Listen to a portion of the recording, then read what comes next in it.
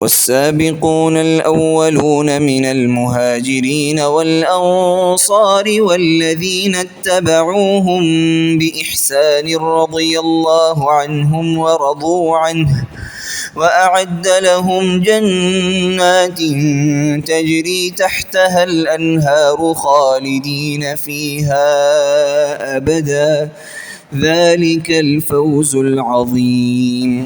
السلام علیکم ورحمۃ اللہ وبرکاتہ۔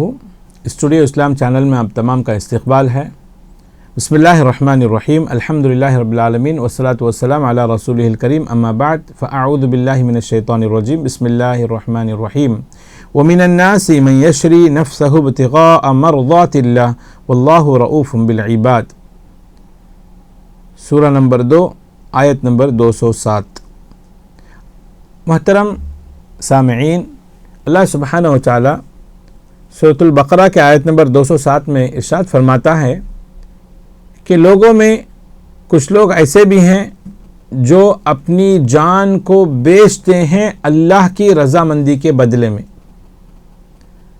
وَمِنَ النَّاسِ مَن يَشْرِي نَفْسَهُ ابْتِغَاءَ مَرْضَاتِ اللَّهِ، اللہ کی رضامندی کو پانے کے لیے، اللہ کی خوشنودی کو حاصل کرنے کے لیے لوگوں میں سے کچھ لوگ ایسے ہوتے ہیں جو اپنی جان کو پیش کر دیتے ہیں، بیچ دیتے ہیں، اور اللہ بندوں پر بڑا مہربان ہے۔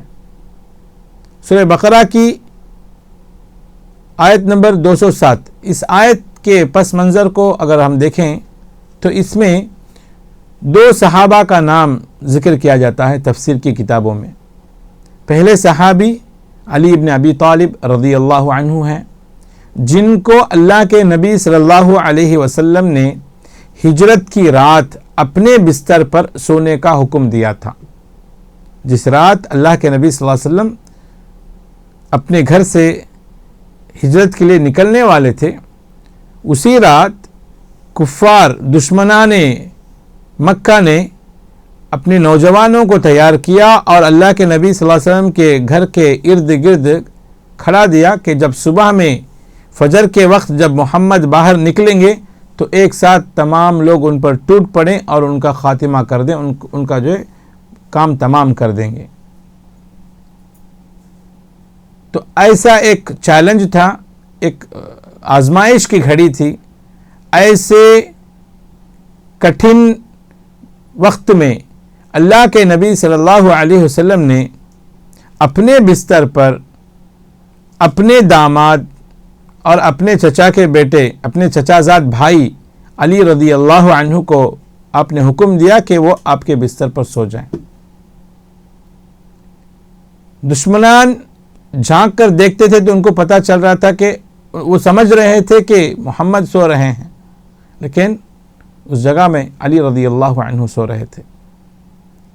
تو یہاں پر اپنی جان کو داؤ پر لگانا یہ کوئی معمولی بات نہیں ہے، لیکن حکم اللہ کا تھا، حکم اللہ کے رسول کا تھا، تو انہوں نے اس پر فوراً اس پر عمل کیا اور سونے کے لیے تیار ہو گئے۔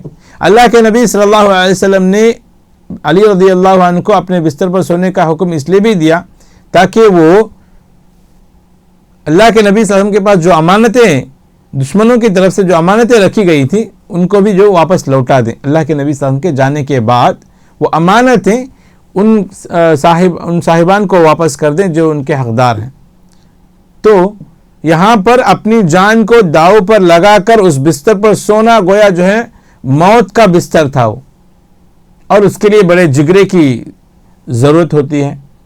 یہ کوئی معمولی بات نہیں ہے، کوئی ہر کوئی کے بس کی بات نہیں ہے، اور اس میں سکون سے سونا یہ گویا ایسے آدمی سے ہو سکتا ہے جس کا ایمان مضبوط ہو، جس کا اللہ اس کے رسول پر ایمان مضبوط ہو، جو اپنے تن من دھن کو اللہ کے لیے لگا دے، قربان کرنے کے لیے تیار ہو جائے، ایسے آدمی سے ہی ممکن ہے۔ تو لہٰذا یہاں پر اللہ فرماتا ہے کہ اپنی جان کو اللہ کی رضا کی مقصودی کی خاطر، اللہ کے رضا کے حصول کی خاطر وہ بیچ دیتے ہیں۔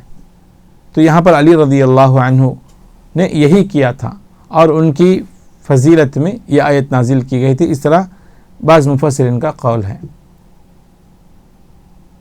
اور علی رضی اللہ عنہ کی اپنی بہت بڑی فضیلتیں ہیں. حدیث کی کتابوں میں مناقب علی رضی اللہ عنہ کی بہت ساری فضیلتیں ہیں.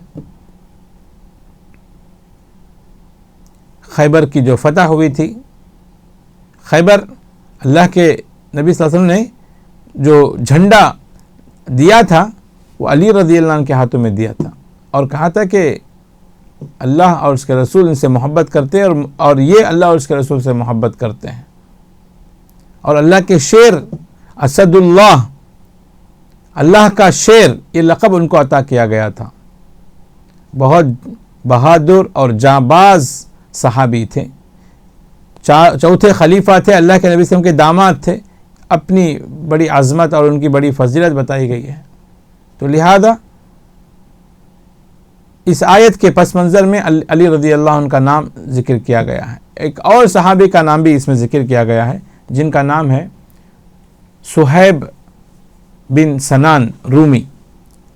یہ جو صحابی ہیں ابتدا میں اللہ کے نبی صلی اللہ علیہ وسلم پر ایمان لائے.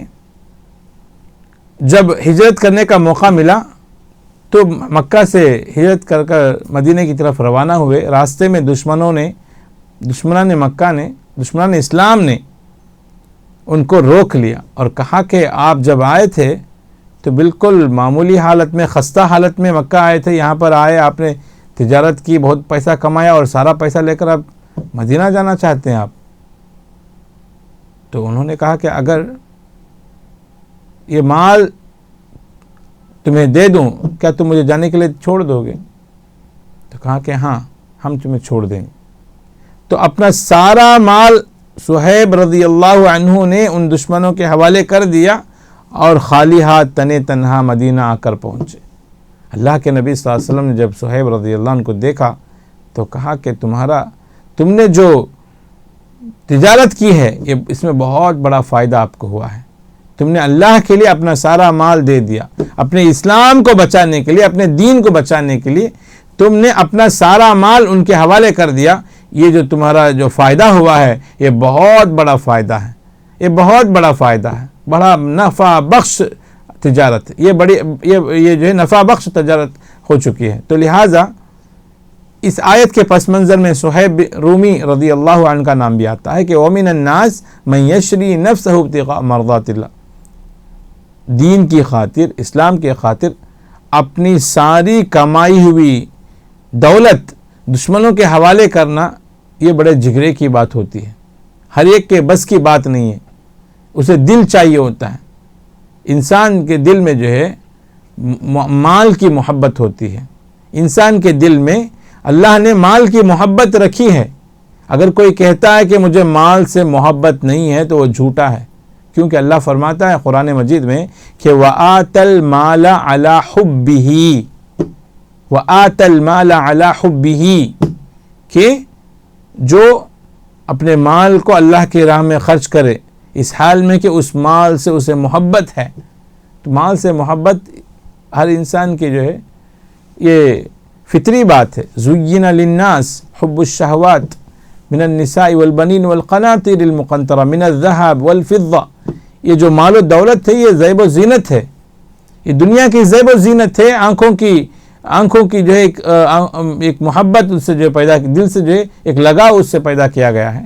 یہ فطری بات ہے. تو لہذا مال سے محبت ہونے کے باوجود اپنی ساری کمائی ہوئی دولت، اپنا سارا کمایا ہوا پیسہ دشمنوں کے حوالے کرنا اور اکیلے تنے تنہا مدینہ آ کر پہنچنا، یہ اتنی بڑی قربانی صہیب بن سنان رومی رضی اللہ عنہ نے دی ہے. تو ہم سوچ سکتے ہیں کہ کتنی ان کو جو دین سے محبت ہوئی ہوگی.